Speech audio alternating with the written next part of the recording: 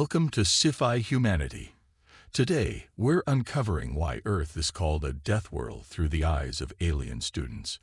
Join us for this thrilling tale. The holes of the galaxy or academy. Physiological studies buzzed with excitement as students from countless worlds gathered for the start of a new semester. Oren, a bright-eyed Venusian, clutched her data slate tightly as she navigated the crowded corridors, her antennae twitching with curiosity. As she entered the lecture hall for her comparative planetology class, Oren's eyes were immediately drawn to a lone figure sitting in the back row.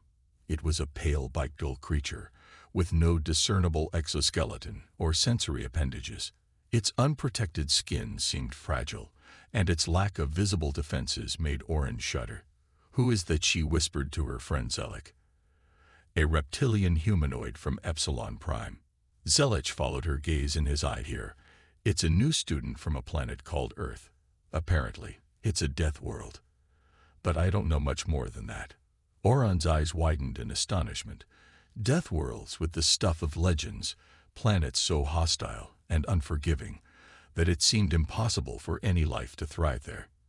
Yet, here was a living creature from such a place, sitting calmly among them, as if it were the most natural thing in the universe. As the lecture began, Oren found herself unable to concentrate, her thoughts constantly drifting back to the strange new student from Earth. Weeks passed, and Oren's fascination with the Earthling only grew. Despite her initial trepidation, she found herself drawn to the creature's quiet strength and unwavering determination. It seemed to possess an inner resilience that belied its fragile appearance. One day, their professor, a whiz and Arcturian named Xanta, announced an upcoming assignment. "Each of you will research and present on the unique challenges and dangers of your home world," he said, his eyes flickering across the classroom. "This will help us better understand the diverse environments that have shaped the cultures and adaptations of the galaxy's sentient species."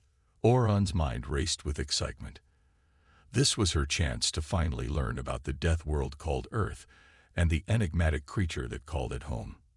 The day of the death world presentations arrived, and Oren could barely contain her anticipation. She watched intently as her classmates took the lectern one by one, regaling them with tales of the unique perils found on their respective homeworlds. Zelich, her Epsilon Prime friend, spoke of the planet's caustic atmospheric conditions and the need for envirosuits during surface excursions. T.Y.'s, a bulky armor-plated student from Chaos 5, detailed the treacherous lava fields and seismic upheavals that made every step on their world a calculated risk. But it was the human student's turn that all and awaited with bated breath. As the pale, unassuming figure took the lectern, a hush fell over the hall. "My home planet is called Earth," the human began, their voice steady but laced with an undercurrent of solemnity, "and it is a world that will test the limits of your imagination." With a series of deft commands, the human summoned a holographic projection that cast an image of a striking blue-green sphere into the air before them, the Earth. "At first glance, Earth may seem like a paradigm of tranquility," the human continued, "but buried beneath its placid facade lies a realm of unspeakable dangers." The projection shifted, revealing a vast frozen expanse blanketed in endless white.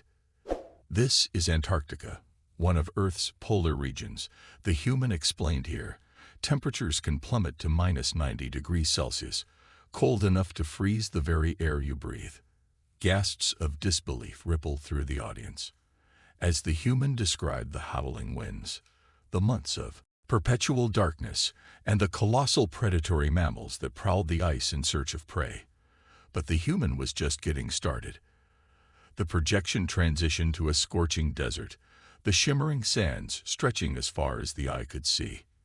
In the Sahara, you would be baked alive by relentless sunlight and temperatures exceeding 50 degrees Celsius, the human said gravely, "and that's if you don't succumb to dehydration first." Oren felt her mouth go dry at the mere thought of such an inhospitable environment. Yet the human's tales only grew more chilling from there. They spoke of tremendous storms capable of leveling entire cities, of towering geological upheavals that spewed forth molten rock and poisonous gases, and a vast, churning ocean where leviathans, the size of starships, lurked in the inky depths. But it was the humans' description of Earth's fauna that truly sent shockwaves through the audience. Holograms of nightmarish creatures flickered to life before their eyes. Gargantuan reptiles with jaws powerful enough to shatter jurists' steel serpents whose very gaze could induce paralysis, and insectoid horrors armed with venomous stingers, capable of filling even the most robust life forms. Oren's eyes went wide with horror as the human detailed the gruesome feeding habits of these apex predators, their intricate methods of stalking and killing their prey. And these, the human said, their voice taking on a somber tone, are but a few of the dangers we earthlings must contend with on a daily basis. The human paused, allowing the weight of their words to hang in the air for a moment before continuing. But perhaps no region of Earth better exemplifies the brutality of our world than the island continent of Australia. With a few deft commands, the hologram shifted, revealing a sun-baked expanse of rugged outback terrain and twisted alien-looking vegetation. In the Australian outback, one of the most immediate threats comes from the harsh environment itself. The human explained: blistering heat, drought conditions, and an unforgiving landscape where the smallest lapse in judgment could mean certain death for the unprepared or unshuttered. Imagining the treacherous conditions the human described, but it's the wildlife of Australia that truly sets it apart as one of Earth's most hazardous realms. The human's words carried a weight that commanded the undivided attention of every student present. A new hologram materialized, this one depicting a squat reptilian creature covered in bony plates. This is the saltwater crocodile, one of the most formidable predators found on Earth. The human said grimly, a fully grown adult can exceed 7 meters in length and possesses a bite force capable of crushing the skull of a large mammal with ease. Gasps and murmurs of disbelief rippled through the audience as the hologram brought the crocodile's massive jaws into stark relief, row upon row of serrated teeth, glinting in the projection's pale light. But the human was just getting started. Saltwater crocodiles are far from the only danger lurking in the Australian wilds. They continued, their expression grave. The continent is home to some of the most venomous creatures known to science. A rapid succession of holograms flashed before their eyes. A serpent reared in a striking pose, fangs extended, a diminutive octopod-like creature with whip-like tentacles, a seemingly innocuous insect with wicked stingers, arced and ready to strike. The inland tapir, the box jellyfish, the Sydney funnel web spider, the human lifted off in quick succession.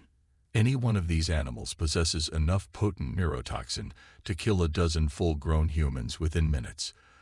A collective shudder ran through the audience, their minds struggling to comprehend such catastrophic lethality existing in the natural world. And let us not forget, the human added the vast array of microscopic pathogens, parasites, and environmental hazards that have claimed countless lives throughout Earth's history. Images of devastating illness, raging wildfires, and catastrophic geological events played out in rapid succession, driving home the sheer breadth of dangers that shaped the human experience. As the presentation reached its climax, Oren found herself overwhelmed by a maelstrom of emotions, awe at the resilience of the human species, fear at the sheer hostility of their homeworld, and a lingering sense of disbelief that any life could emerge from such a place, let alone an intelligent spacefaring civilization. When at last the holograms winked out, and the human fell silent, a heavy pall descended upon the lecture hall. No one dared to speak, their minds still reeling from the deluge of information they had just absorbed. It was then that Oren realized the true gravity of what it meant to hail from a death world. The humans were not mere survivors. They were warriors forged in the most unforgiving of crucibles. Their very existence was a testament to the indomitable spirit of life itself, persevering against all odds in the face of ceaseless peril.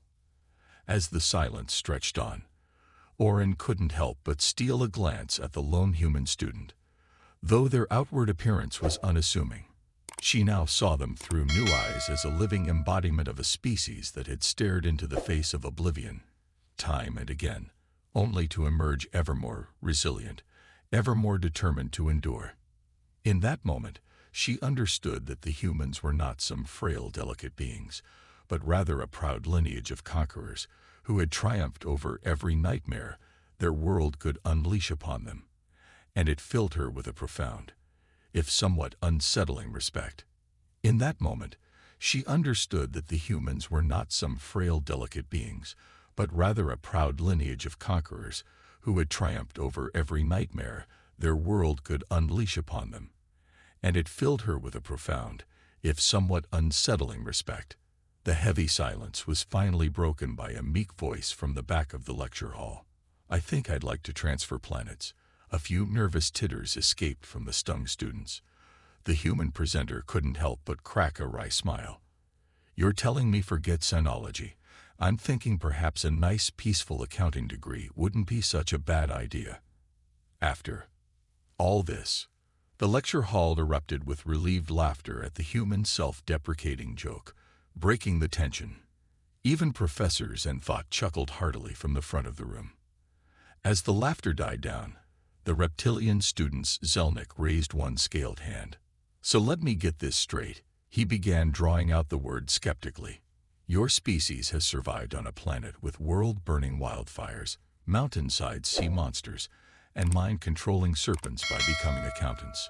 The human shrugged nonchalantly. "Hello. If we could survive an eternal frozen hellscape like Antarctica, you think a few misfiled tax forms were going to stop us?" This sent the entire room into gales of laughter once more. Oren doubled over, wheezing with mirth at the sheer audacity of the human's quips in the face of such overwhelming revelations. As the laughter finally subsided, the human gave a casual wink in Oren's direction. "Don't sell us short, folks. We Earthlings are a remarkably stubborn bunch, you'll see." And despite the lingering trepidation coursing through her veins, Oren couldn't help but believe them. If the humans could face down the worst horror their Deathworld could devise and make light of it, perhaps there was no challenge too great for their resilient species. She made a mental note to look into transferring to a low-risk career field herself, though. Maybe xeno, botany, or theoretical asteroid geography. Anything to avoid running into the Earthlings' terrifying bestiary in the flesh. Thank you for joining us on this incredible journey into the heart of Earth's harshest realities and the unmatched resilience of its inhabitants. If you enjoyed this story, please give it a thumbs up, subscribe to SciFi Humanity, and hit the bell icon to stay updated with more thrilling tales from across the galaxy. We'd love to hear your thoughts on this story. Share your comments below and let us know which part amazed you the most. And remember, the universe is vast and full of wonders, so stay curious and keep exploring. Until next time, stay safe and keep imagining the possibilities.